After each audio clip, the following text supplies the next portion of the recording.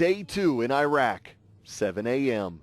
Camp Liberty's Joint Visitors Bureau, or JVB for short, a makeshift hotel along the lakefront of Saddam Hussein's man-made hunting and fishing compound. After a short night inside a containerized housing unit called a CHU, we boarded a bus and headed to Camp Liberty's taxi stand. The helicopters did become kind of like a taxi cab service. Like, you know, in Nashville, you just raise your hand, cab comes by. You know, in Iraq, raise your hand, you get a helicopter. It's like, yeah. What are we doing? I have no idea. I know we're waiting around for the war to stop so that we can get on a helicopter. I had never flown in a helicopter before, so I'm going to tell you, that was one of the coolest things we've done. And now I feel like a veteran. I've been in and out of choppers for days now.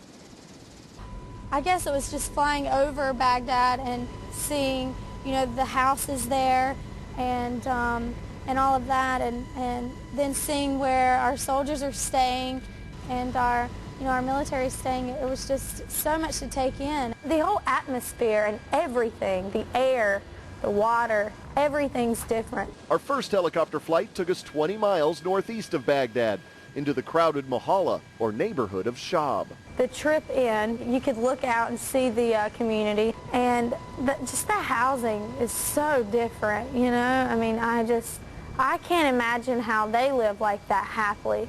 Some of the people had curtains for walls. Our two Blackhawks landed next to a 4-story building that used to be an abandoned shopping mall. But when our Army moved in on February 7th, 2007, the mall was transformed into Combat Outpost, or COP, Callahan. We're just like in a mall, like an abandoned mall.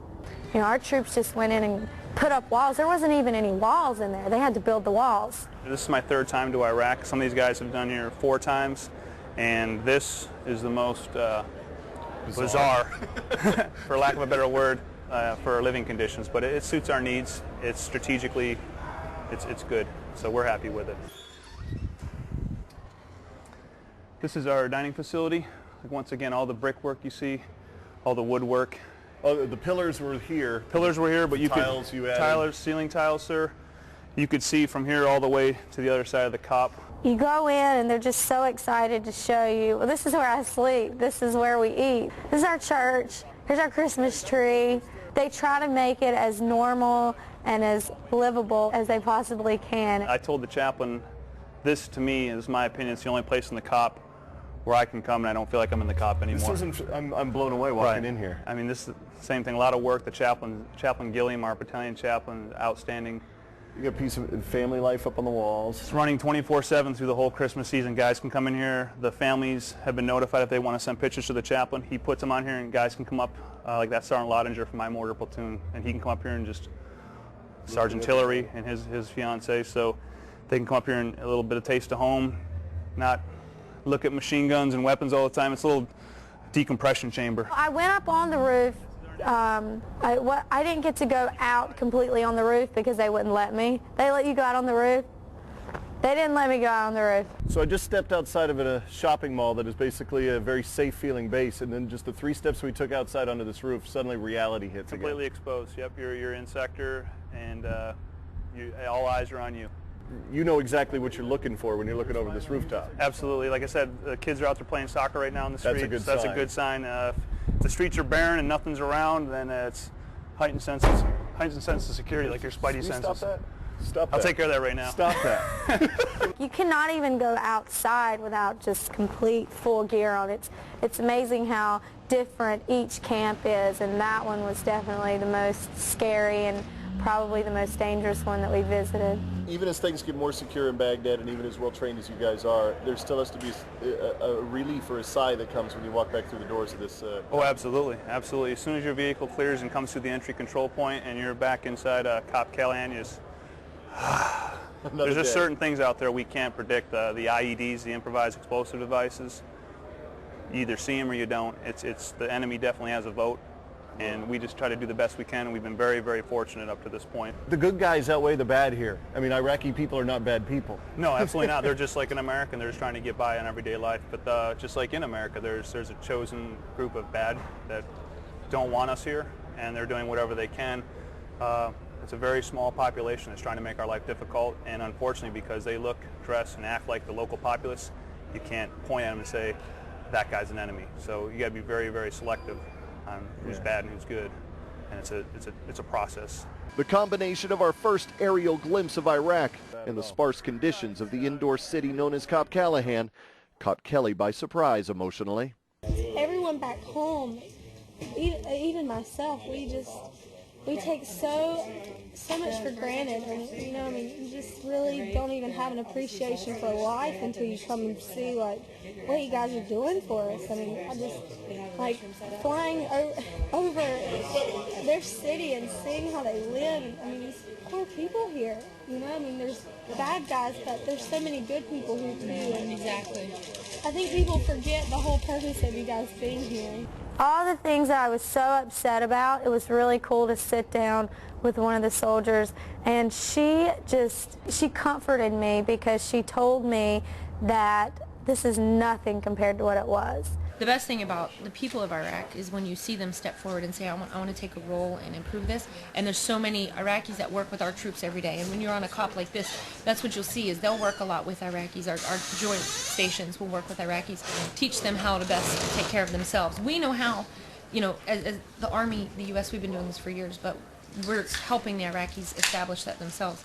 So when you come out into the middle of the city like this, this is going to be one of those things where you see them, you know, kind of shifting, helping the Iraqis take control of their own country. And it's awesome to see them step forward in their own country and really just take a so you place. can really tell a difference so far since you've been here. Oh yeah, there's been a lot of difference. It's nice to talk to the troops and have them tell me that it's okay and we're still trucking and it's getting better over here and this is nothing compared to what it used to be like. So it's nice to see progress. Unlike some of the main bases in Iraq, Combat Outpost Callahan receives few civilian visitors.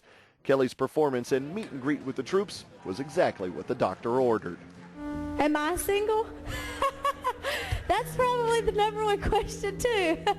No, but you know what? Honestly, it's kind of complicating. But okay, yes, I'm single. Well, technically, yeah, I am, but it is kind of like guys are mean. Not you guys. You guys are great, but Performing for a group of 300 soldiers can be daunting, but Kellie proved that she could hold her own. He's standing up there like, well, I'm tough. I bet you don't know what to do with that gun of yours, do you?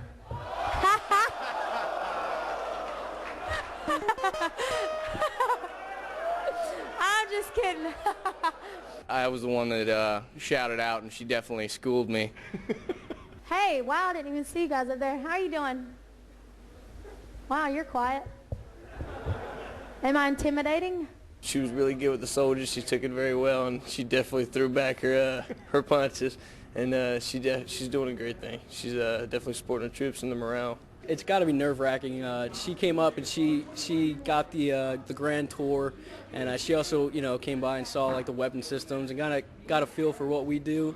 And I was surprised by her reaction. She was good about it. It's great to see people that want to get educated on what we do, because it is a hard job, and just knowing that people want to see what we go through is really it really means a lot. Things that never crosses minds and minds. That joke was too dirty. That steak is too thick. Ain't no way in the world I'll ever finish it. This car's too fast. This beer's too cold. And watching all this football was sure getting old. Wish I was working this weekend, not on the lake, wetting my life.